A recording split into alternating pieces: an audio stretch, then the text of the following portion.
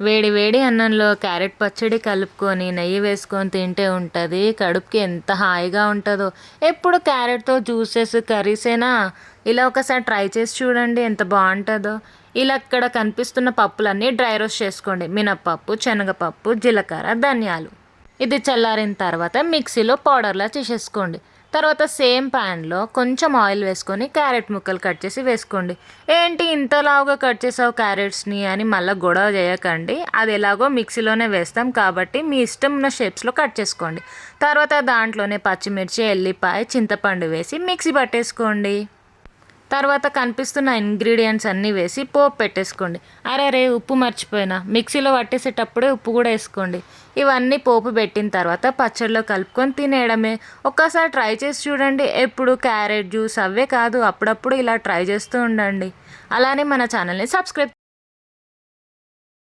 Tomato నిల్వ పచ్చడి చేసేద్దామా. ఫస్ట్ టమాటాలను ఇలా కట్ చేసుకొని కొంచెం సాల్ట్ వేసి మగ్గనివ్వండి. అది మగ్గిన తర్వాత ఇంకొంచెం చింతపండు వేసుకొని ఇంకొంచెం మగ్గనివ్వండి. ఇంకో సైడు ఆవాలు, మెంతులు, జీలకర్ర ఇలా డ్రై రోస్ట్ చేసుకోండి. డ్రై రోస్ట్ చేసుకున్న దాన్ని చల్లారాక మిక్సీ పట్టండి. అది మిక్సీ పట్టిన తర్వాత ఇందాక మగ్గింది కదా టమాటో, దాంట్లోనే ఎల్లిపాయలు యాడ్ చేసి ఇంకోసారి మిక్సీ పట్టండి.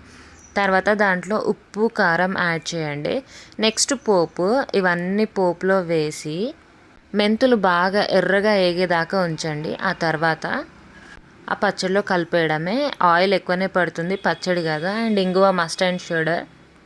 ఎల్లిపాయలు ఇలా కచ్చపిచ్చగా దంచుకోండి. Look at the final result. ఎంత యమ్మీ ఉంటుందో ఒక్కసారి ట్రై చేసి చూడండి.